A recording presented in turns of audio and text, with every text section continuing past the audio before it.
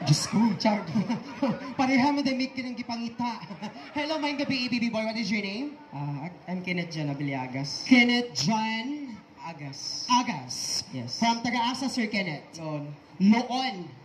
Asa, Cordoba? Noon, Cordoba. No, tangang kong salamat sa pag-ari in town, sir. Itambong gipa sa atong kalingawan, kanong gabi una. Kisa may kuyog di mo kanong gabi una, sir. Atong miga. Imong miga. Asa man imong miga? Naasa atbang. So, miga na nimo, dili pa na nimo uyab. So, pwede pa. Unsa may gipangita nimo sa babae nga wala na ako, sir? Gamitin imong mic, sir. Pan.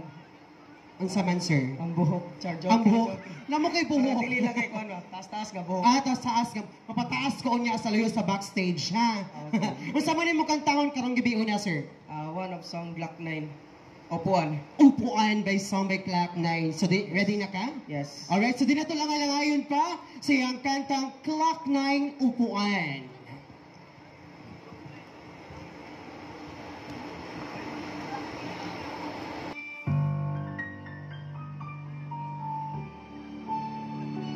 Kayo po na nakaupo, subukan nyo namang tumayo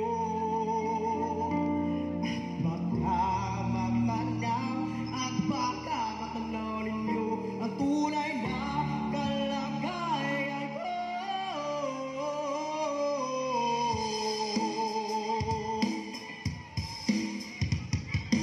Tao po, nandiyan po ba kayo sa loob ng malaking bahay at palawak na bakur? Mataas na pader, pinapaligir at nakapila mga mamahaling sasakyan.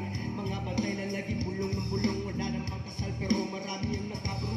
Lumakas man ang ulan ay walang putos ang bubong, mga black char na hindi kilala ang totoo at ang kalit isimot.